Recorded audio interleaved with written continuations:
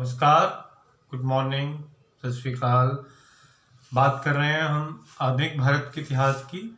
आधुनिक भारत के इतिहास में पिछले कुछ दिनों से हम डिफरेंट गवर्नर जनरल्स की बात कर रहे हैं। इसी सिलसिले में पिछले लेक्चर में हमने लॉर्ड डलहौजी की बात की, लॉर्ड डलहौजी की साम्राज्यवादी नीति की बात की और ये बताया था मैंने आपको कि लॉर्ड डलहौजी एक ऐसे गवर्नर जनरल के रूप में याद किए जाते हैं जो एक मिश्रण था साम्राज्यवादी नीति का और सुधारवादी नीति का। तो पिछले टॉपिक में हमने उनकी साम्राज्यवादी नीति की चर्चा की थी, इंपीरियलिस्टिक डिजाइन्स की चर्चा की थी, और आज हम चर्चा करेंगे लॉर्ड डलहौजी के सुधारों की जो उन्होंने भारत में किए। तो एक बार फिर से रिकॉल करते हैं कि लॉर्ड डलहौजी का जो समय काल है वो भारत में 1848 से लेकर 1856 का समय काल है और ये 8 वर्ष जो हैं वो लॉर्ड डलहौजी के जो भारत में ये 8 वर्ष का समय काल है वो विभिन्न सुधारों के लिए भी याद किया जाता है। न केवल उनकी साम्राज्यवादी नीति ने ब्रिटिश साम्राज्य में बहुत इंपॉर्टेंट एरियाज को मिलाया, बल्कि उनके सुधारवादी विचारों ने, उनके जो डिफरेंट रिफॉर्म्स हुए हैं भारत में, उसने एक प्रोग्रेस की तरफ, एक विकास की तरफ भारत को धकेला भी है। इतिहासकार कई इस बात को मानते हैं कि ये जो सुधार किए गए लॉर्ड डलहौजी द्वारा, ये इसीलिए किए गए क्योंकि इसमें अंग्रेजों का अपना हित था। चलिए ये बात हम मान लेते हैं कि ये सुधार जो है वो इसलिए किए गए क्योंकि उसमें अंग्रेजों का अपना हित था, लेकिन हम इस बात से मुंह नहीं मोड़ सकते कि भारतीयों का उससे लाभ तो हुआ, कि जो लाभ मिला है अंततः लॉन्ग टर्म में हम देखते हैं तो वो इंडियंस को ही हुआ है।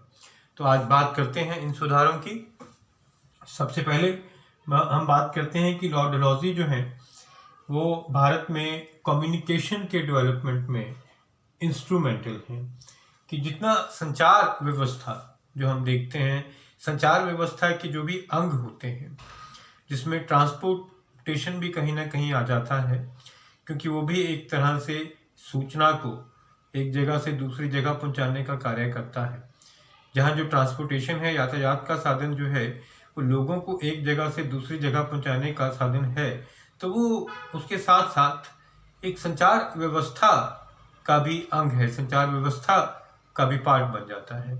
और इसके अतिरिक्त डाक व्यवस्था, तार व्यवस्था जो है वो भी संचार व्यवस्था का एक अभिन्न अंग है जो कम्युनिकेशन में हेल्प करते हैं। इन सभी को किसने स्टार्ट करवाया भारत में? इन सभी को लॉर्ड डलहौजी ने शुरू करवाया था। तो रेलवेज की बात करते हैं। आज भारत का जो रेल नेटवर्क है वो सबसे बड़ा माना जाता है पूरे विश्व में। पूरे संसार में जो रेल नेटवर्क भारत का है वो किसी और देश का नहीं है। और आज की डेट में, आज की मिति में हम ये कह सकते हैं कि जो रेल नेटवर्क है that is the cheapest and best mode of transportation for everyone in India. देश के हिसाब से, हर देश के हिसाब से ये यातायात की बात होती है या यातायात के साधनों की बात होती है। तो इतना बड़ा नेटवर्क जो फैलाया है वो शुरुआत जो है वो अंग्रेज़ों से हुई थी और लॉर्ड डलहौजी से हुई थी। जब ये पहली ट्रेन जो है वो 1853 में एक छोटा सा डिस्टेंस कवर किया था, बॉम्बे से लेकर ठाणे तक, महाराष्ट्र में बॉम्बे से लेकर ठाणे तक का जो डिस्टेंस है वो कवर किया गया 1853 में। 1853 में ये पहली ट्रेन जो है वो चलाई गई। और दूसरी जो रेल है वो कलकत्ता से रानीगंज तक। हमें ये नहीं भूलना है यहाँ पर कि कलकत्ता जो है वो भारत की राजधानी बन चुका था। और रानीगंज क्यों चुना गया? रानीगंज वाला एरिया जो है वो कोल फील्ड्स के लिए फेमस था। यहाँ पर बहुत कोयले के भंडार थे, कोल फील्ड्स।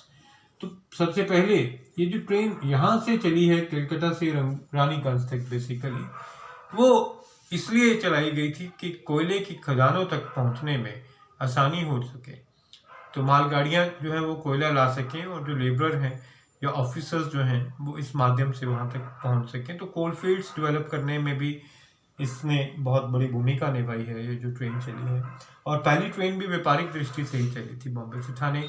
हम कह सकते हैं एक ट्रायल रन लिया गया था क्योंकि बॉम्बे भी व्यापारिक दृष्टि से बहुत फेमस था। तो ये तो ट्रेन के मामले में हुआ। तो इसके बाद जो है पहला स्टेशन जो है बहुत बढ़ के जो स्टेशन सामने आता है रेलवे स्टेशन, वो कलकत्ता आता है। हावड़ा स्टेशन जो है, हावड़ा का बड़ा फेमस स्टेशन जो है वो बनाया जाता है बेसिकली, और आगे चलकर इसका विस्तार जो है रेल का होता है। लॉर्ड डलहौजी की शुरुआत ये रही इस मामले में। टेलीकम्युनिकेशन में मामले में हम देखते हैं कि पहला तार व्यवस्था जो है, तार व्यवस्था को शुरू करने का श्रेय, आरंभ करने का श्रेय भी लॉर्ड डलहौजी को जाता है। और जो पहली तार लाइन बिछाई गई है वो कलकत्ता से आगरा तक बिछाई गई थी। कलकत्ता से आगरा तक जो पहली तार भेजी गई है।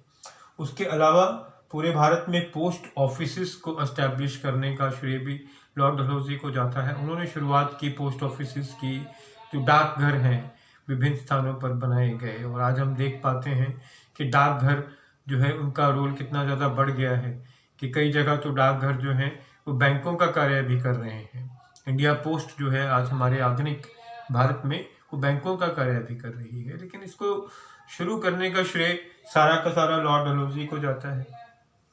पहली पोस्टल स्टैंप जो है, पहली जो स्टैंप लागू की गई, पहली स्टैंप जो बनाई गई है वो लॉर्ड डलहौजी ने ही स्टार्ट किया है। इसको जो पोस्टेज स्टैंप हम जिसको बोलते हैं, उससे बड़ा एक आसान हो गया था, एक सिस्टम जो है वो सुचारू रूप से चलने लग गया था कि किस प्रकार से ये व्यवस्था कार्य करेगी, ये लॉर्ड डलहौजी ने सोच लिया था।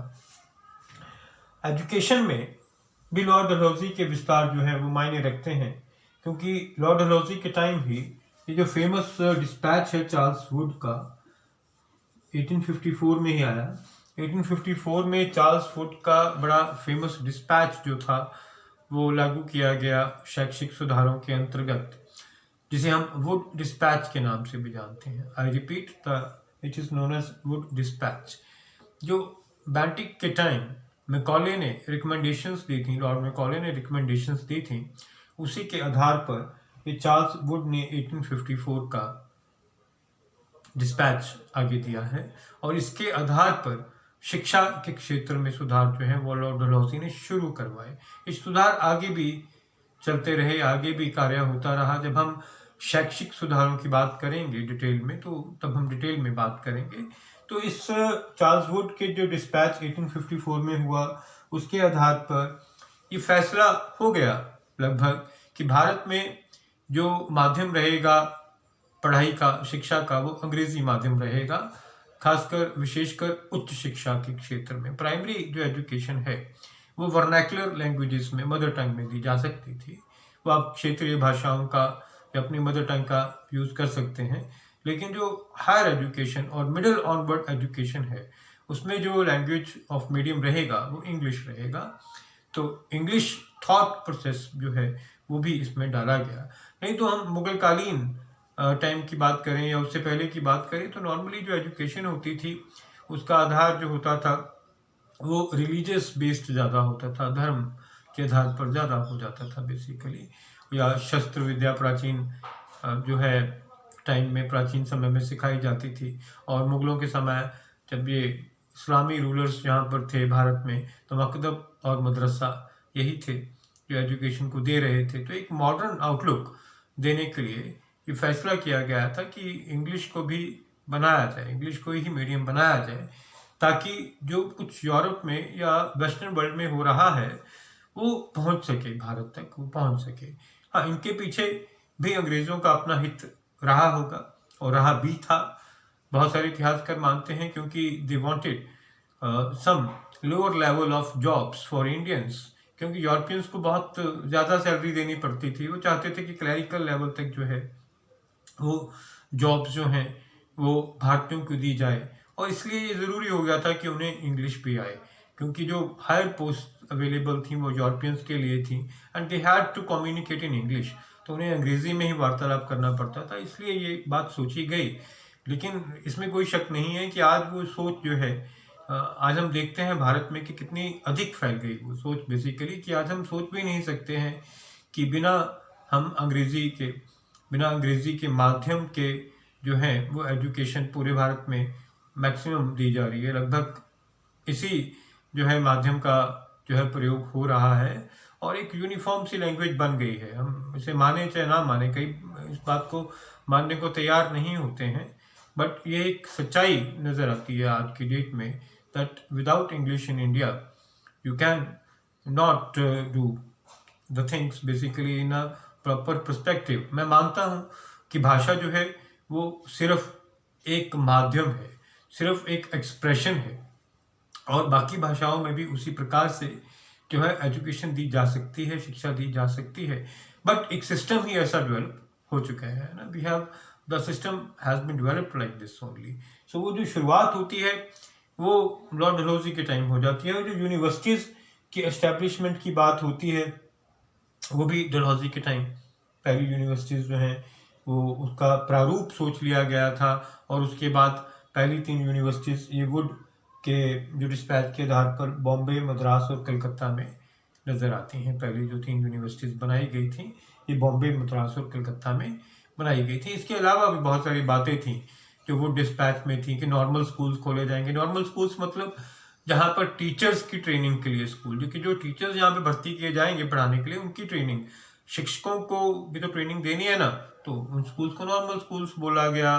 प्राइमरी एजुकेशन के लिए अलग से डिपार्टमेंट बनाया गया, सेकेंडरी का अलग डिपार्टमेंट बनाया गया, ऑफिसर्स नियुक्त किए गए। जो हम देखते हैं, जो ब्यूरोक्रेटिक स्ट्रक्चर हम आज देखते हैं एजुकेशन में, वो सिस्टम जो है वो शुरुआत वुड के डिस्पैच से हो चुकी थी, और जो वुड का डिस्पैच जो है वो लॉर्ड डलहौजी के समय काल में आया, उसके कार्यकाल में आया। इसलिए जो एजुकेशन के रिफॉर्म्स जो हुए हैं या जो बदलाव आ रहा है उसका श्रेय लॉर्ड डलहौजी को ही जाएगा। तो हम देखते हैं कि लॉर्ड डलहौजी जहाँ साम्राज्यवादी नीति में विश्वास रखता था, अति साम्राज्यवादी था, वहाँ एक सुधारवादी छवि भी लॉर्ड डलहौजी की नज़र आती है, और बहुत सारे सुधार उसने भारत में किए, जिसने एक आधुनिक भारत की नींव जो है वो रखी है, हम ये कह सकते हैं। उम्मीद करता हूँ कि आज का लेक्चर आपको पसंद आया होगा, आज का टॉपिक आपको समझ आया होगा। अगर आप ये लेक्चर्स को पसंद कर पा रहे हैं तो सब्सक्राइब करें channel history by Rakesh Bawa. Thank you very much.